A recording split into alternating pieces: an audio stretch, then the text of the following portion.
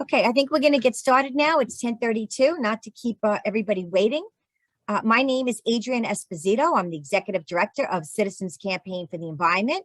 Before we begin, I just want my colleagues to introduce themselves with their name, affiliation, and their title. Why don't we just start with the CCE folks first. Brian, then Hannah.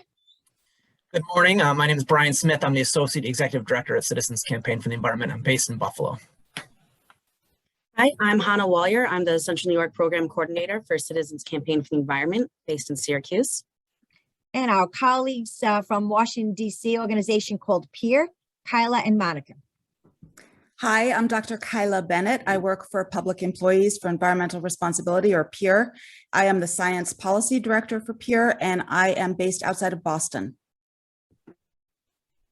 Good morning, everyone. I'm Monica Mercola. I'm the Legal Fellow for Public Employees for Environmental Responsibility, or PEER, and I'm based in New York City. Okay, so thank you everyone for joining us. We appreciate your time today. This is a press conference about the issue of PFAS, chemical contamination. PFAS is a serious public health threat that needs a serious federal response. But unfortunately, we don't have that yet. You know, PFAS are chemicals that are used ubiquitously throughout society right now. They are widespread and they're very persistent in our environment and in our bodies, in wildlife, in water, in food, and that's a problem. In fact, the United States CDC released a study in 2007 that said 98% of the public in the United States of America has PFAS in our blood. This chemical is used so ubiquitously throughout society that it's in our water, our air, and our food. This is very concerning because even just a tiny bit of this chemical can cause multiple health effects. Those health effects are very serious, and they include non-Hodgkin's lymphoma, testicular, breast, ovarian, and prostate cancer, and liver cancer. It also can cause kidney damage and birth defects, as well as thyroid disease and liver damage. The chemical is so toxic that it's measured in parts per trillion. That means even a small level of exposure can have an adverse health impact. So how could this be? How could it be that so much of this chemical is found in every element of society right now? It is called the forever chemical, which means that it's very difficult to break down, and it bioaccumulates in the human body and also in our environment, in our ecosystems.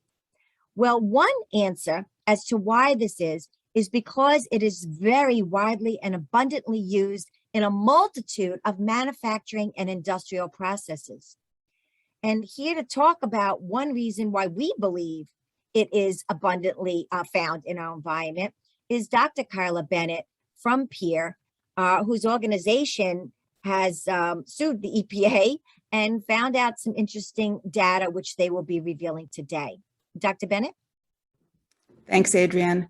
Thank you all for joining us this morning. I just wanted to tell you a little bit about what we're going to be showing you today. Back in the spring of 2019, EPA, under the Trump administration, announced that they had a number of data regarding facilities that may be handling PFAS in the United States. And they said they were creating a map that the public would be able to access and use to figure out where the PFAS might be. Well, time went on and they never released the data or the map. So we did a Freedom of Information Act request for that information. They didn't give it to us. We ended up in court and we sued them. We finally got the data in July of 2021, so just a couple of months ago. They never created a map, so we created that map for them. So what Monica is going to be showing you today is EPA's data on facilities that may be handling PFAS across the country. And that's how they title it. Those are their words. And the surprising thing about this map is that it's much larger than the problem is much larger than we ever thought. Previously, the most up-to-date map was EWG, the Environmental Working Group map, which was great, but they had about 1/3 of the sites that we now have using EPA's data. Again, just because there's a dot on the map that we're going to show you, it doesn't mean that it definitely has PFAS, but we believe that this map is actually a vast underestimate. It's over 120,000 sites around the country, but it doesn't include a lot of data like all of the facilities that are confidential business information, all of the fire stations around the country, which clearly have PFAS contamination issues. But this is definitely a good starting point, and some of it is quite shocking. So I'm going to turn it over to Monica, who's our map master. And just so you know, you can find this map, and it's interactive on PEER's website, and PEER's website is peer.org. You can go there yourself and search around and play with it a little bit. Also, Monica will be available after if you want to reach out to us, if there's something specific, a way you want us to parse the data for you, because there are all sorts of information with the data, not just dots on the map, but as Adrian said, what kind of facility is it? Is it an airport? Is it a chemical manufacturing plant? Is it a plastic and resin facility? But also whether they have NIPDES permits, discharge permits, whether they've had previous trouble, gotten in trouble with EPA before. And the other thing I want to say while Monica is pulling this up is that we are not here to fault New York DEC. This is absolutely not their fault. It's their problem now, but it's not their fault. EPA has been missing in action on PFAS, and the map that we had to sue for, the data that we had to sue for to create this map, they're not being transparent. And I think part of the story here is that there's so much we don't know, not only about the toxicity of all of these different PFAS. And remember, EPA says on their website that there are 9,252 of them. We regulate just a handful. Also, when you see this map with the dots that show the facilities, it doesn't mean that if you live next to one of these dots that your water is contaminated, right? But because you might be getting your water from a reservoir from far away or whatever, but it is indicative that there might be a problem in the area.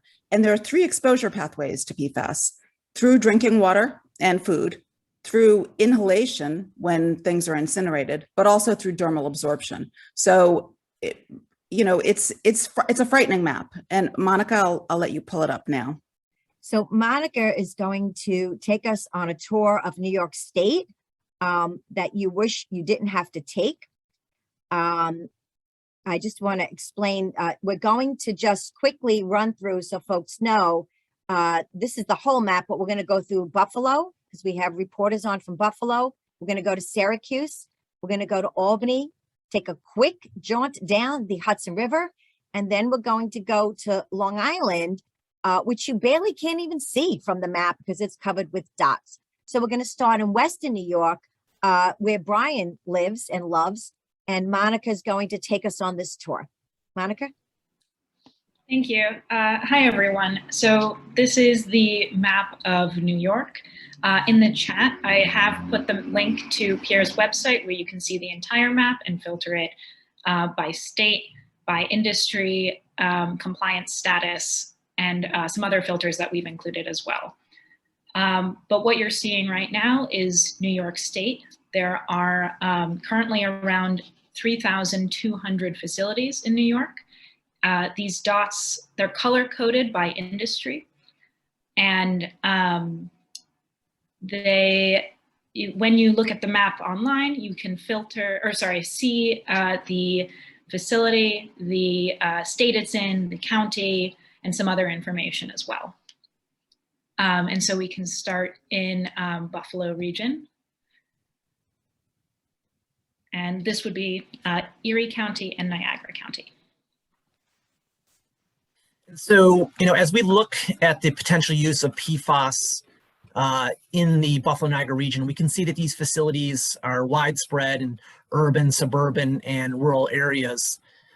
So there's hardly a community that isn't potentially impacted. However, the highest concentrations are clearly in places like the city of Buffalo, Niagara Falls, and Tonawanda. And this is important and noteworthy from our perspective for a couple of reasons. First and foremost, these areas are already overburdened with industrial pollution. The threat of emerging contaminants like PFAS raises continued concerns about environmental injustice in these communities. And second, these communities are communities that sit directly on the shores of the Great Lakes. And we know that facilities that use PFAS, as Kyla said, have the potential to pollute local water supplies, not the guarantee, but a potential.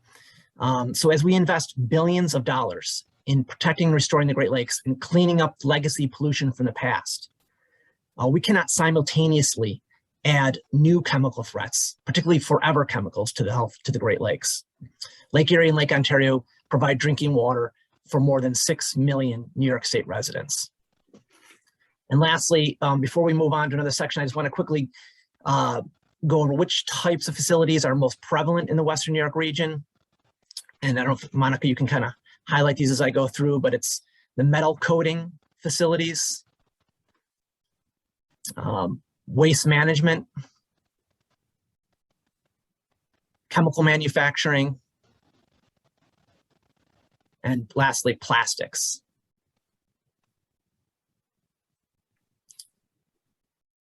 Thank So you, that- Brian. Thank you. Okay, we're going to move over to the Syracuse area,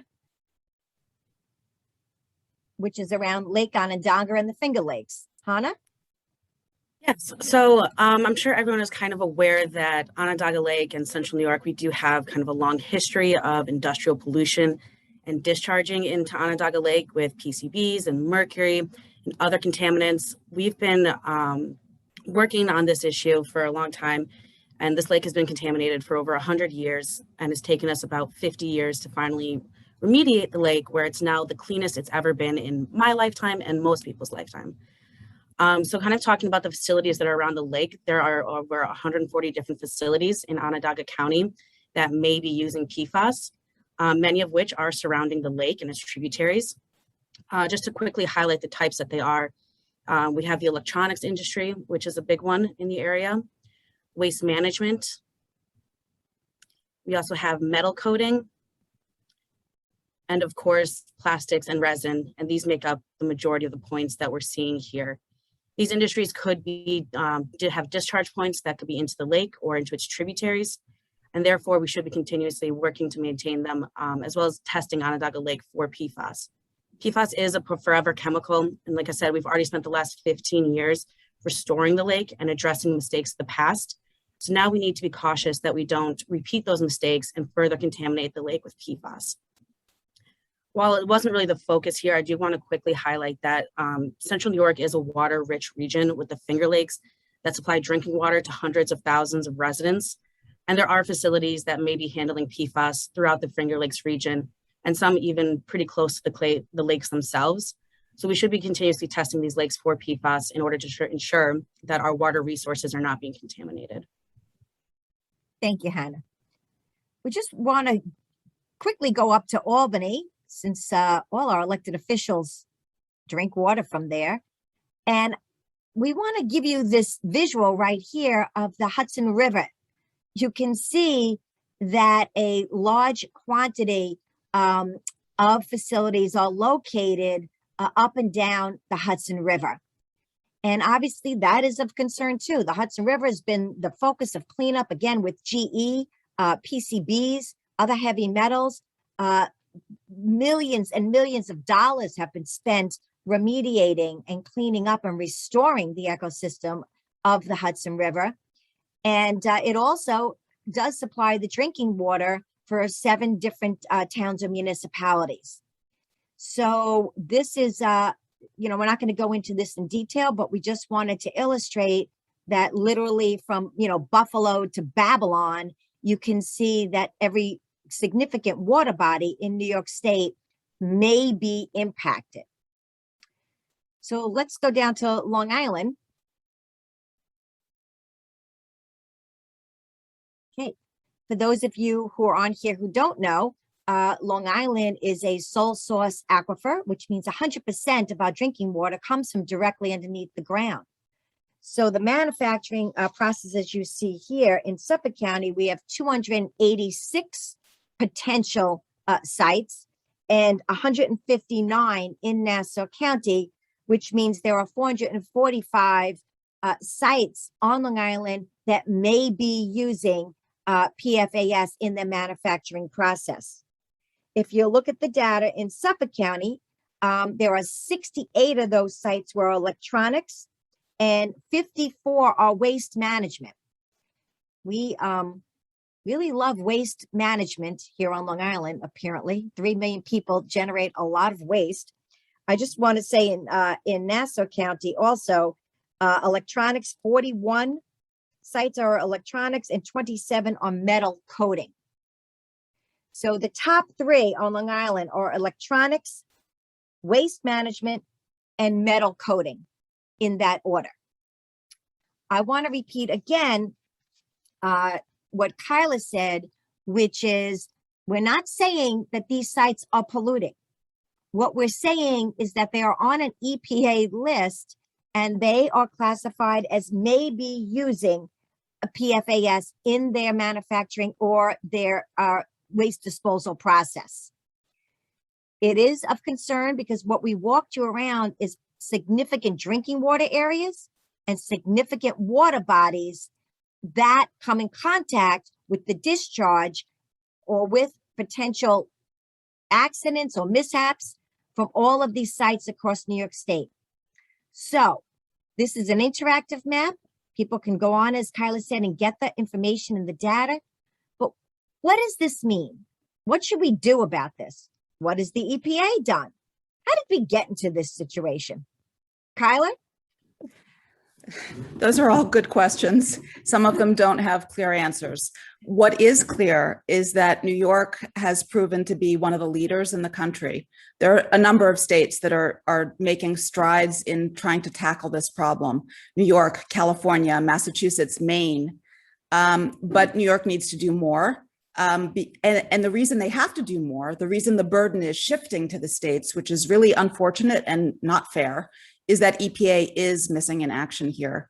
EPA is still slow walking protection from PFAS. Some of you may know that they recently issued their PFAS roadmap, which again kicked the can down the road for regulating even PFOA and PFOS, the 2 most notorious PFAS. We have a ton of toxicity data. We know they are linked to cancer and a bunch of other health effects. We know how bad they are. And yet EPA is saying, well, we're still considering coming up with a drinking water limit in about a year. So this is why states like New York have taken the bull by the horns and issued their own MCLs for drinking water, which is great. But the fact remains that there are so many of these PFAS. Regulating them on a 1-by-1 chemical basis and waiting for the toxicity information for all of them 1 by 1, when there are over 9,000 of them, is going to take us hundreds, if not thousands of years, which is too late for us. I often liken PFAS contamination to climate change. If we stopped burning stuff tomorrow, the level of carbon dioxide in our atmosphere is going to stay level for a long time before it starts to go down. In other words, it won't go up anymore, but it's not going to go down suddenly. Same thing with PFAS contamination. If we stopped emitting PFAS tomorrow into our air and into our water, the PFAS in our blood, PFAS in our water is going to stay the same until slowly it's going to go down as it breaks down over decades. So we really need to act faster. We cannot afford to do this whack-a-mole approach of regulating 1 chemical at a time or even 2 at a time. We need to regulate them as a class, and we need to ban all non-essential uses.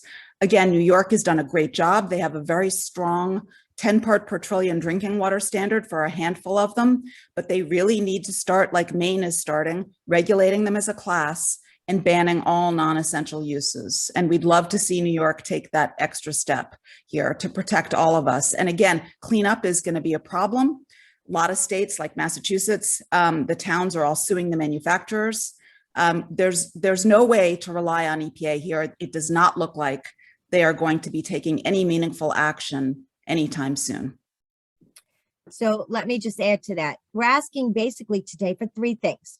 1 is to ban all non-essential uses of PFAS and the whole suite of chemicals, which there are thousands. The second is to regulate PFAS chemicals as a class of chemicals and not just 1 at a time. And in New York in specific, we're asking that Governor Hochul sign a bill that was passed by the Senate and the Assembly, which is Senate Bill 1759, Assembly Bill 126A. This bill would mandate additional testing for another 37 different PFAS chemicals. It would be a great first step. Again, I want to say, as an organization that works in New York, we know that the DEC and the New York State Department of Health have been on the cutting edge of public health protection measures to deal with this very toxic chemical. We have one of the lowest drinking water standards in the nation at 10 parts per trillion.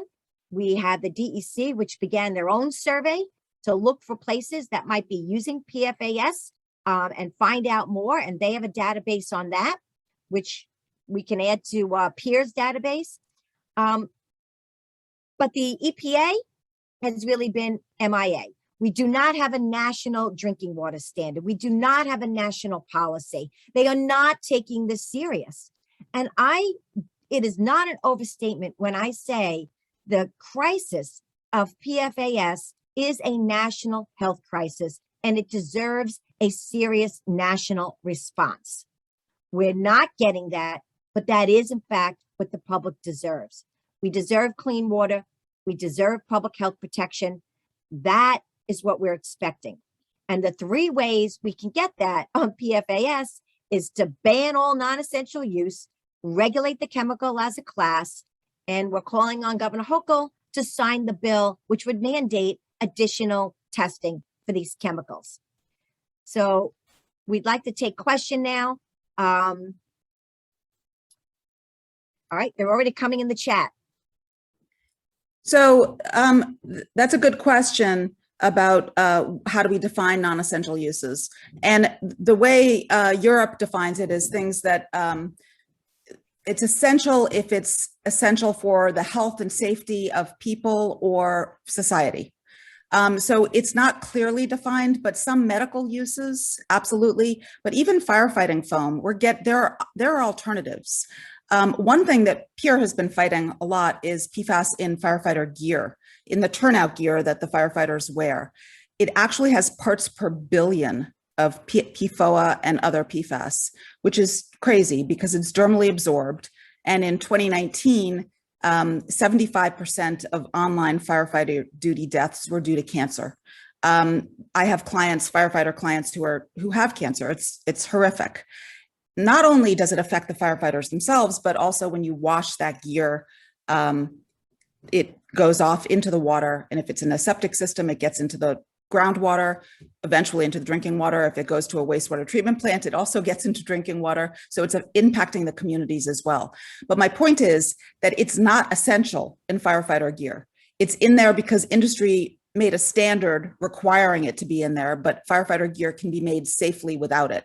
So it's a very limited universe of what's essential, and most of it would be with regards to health and safety, to medicine. So there's some medical apparatuses or some, like even face masks have PFAS to prevent liquid from getting in. There might be alternatives, but those things we're going to leave alone for now because it's important to protect doctors, nurses, patients, things like that. But most products, you don't need them in your makeup. You don't need them in your guitar strings. You don't need them on your leather couch or in your carpet. Or in your food wrapper. Or in your food wrapper. We do not need to put them in there, and you don't need them in your firefighter gear. I think what most people don't even realize is that, fast food wrappers contain PFAS. Now we've managed to ban them, again, New York being a leader in food wrappers. Legislation was passed in New York State. But why should we have to fight for that? Well, why should we have to do that state by state? Why isn't the federal government acting on that? And if you're a reporter, we're taking questions now from reporters. Just raise your hand and Hannah will unmute you. And if you could just, say your name and where you're from. Any other questions? Chris, you are able to talk. Okay, Chris.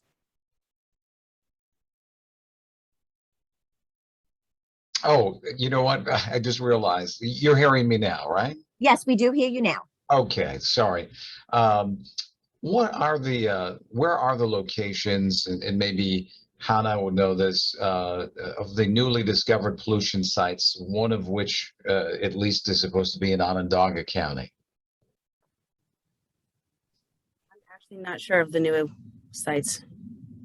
Okay, I know you had mentioned Syracuse before. Yeah. So the sites on the map, they aren't pollution sites. They are just areas that facilities that may be using PFAS. So they could be a potential source of pollution in the area, but they haven't been confirmed as pollution sites. Okay, very well. Also wondered, what is the threat level, of the sites that we're talking about to people in groundwater? You mentioned, Onondaga Lake, we've had trials and tribulations, but I open this up to anyone too, because earlier it was mentioned out in Buffalo, Lake Ontario, and the millions, I think it was like 6 million people rely on the water, including right here in Onondaga County. I can field that one, Chris. I think, so the bottom line is this. We don't know how EPA came up with these data points. We believe they probably did it based on the SIC codes, the industry codes. And we know that all of those industries that were in the legend on the map when Monica showed that use PFAS in it's used in chemical manufacturing. It's always found in landfills. It's always found in plastic companies. About 20% of plastic has PFAS in it. So not every one of those dots is certain, as Hannah said.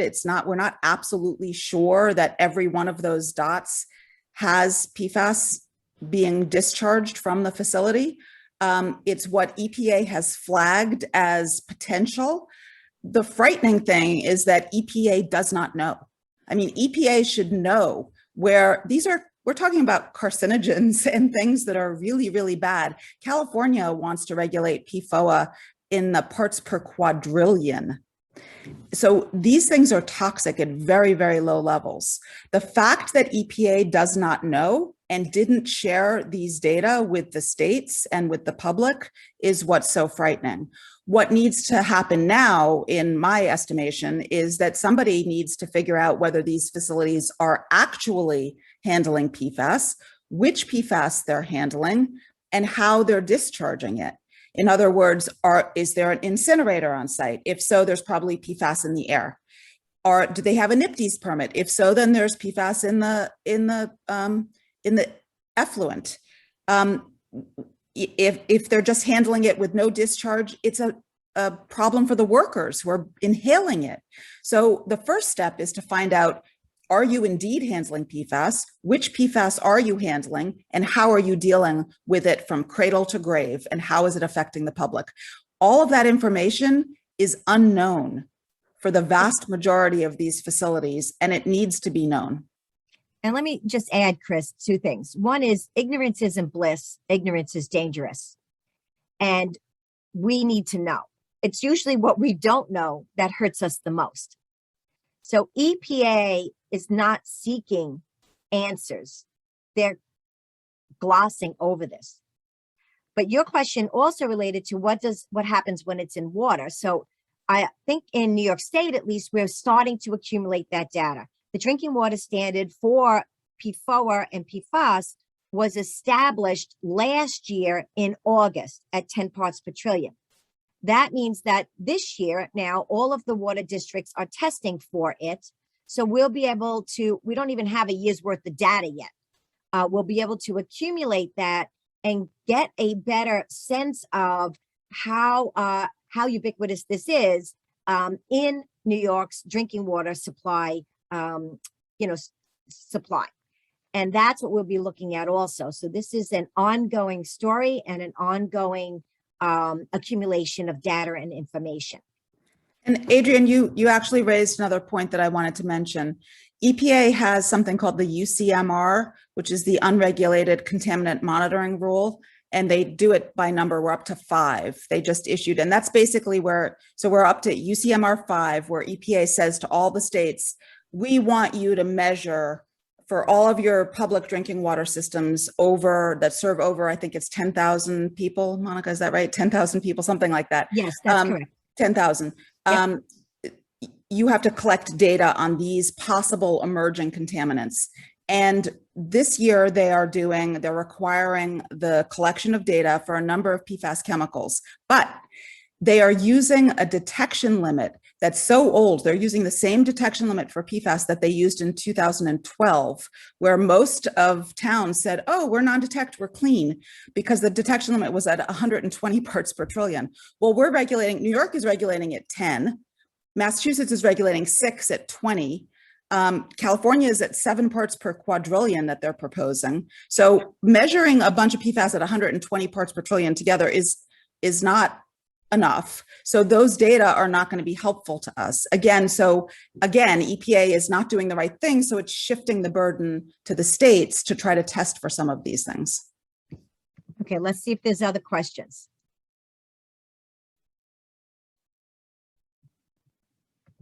There's a question in the Q&A. Are there any known locations where we do know where there's considerable contamination, especially in reference to Long Island? Yeah, I think the answer is yes. Adrienne? Oh, the answer is definitely yes. There are several Superfund sites across Long Island.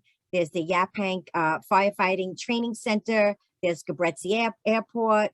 There's another place in West Hampton where people had to be hooked up to public water supply because they were drinking from private wells.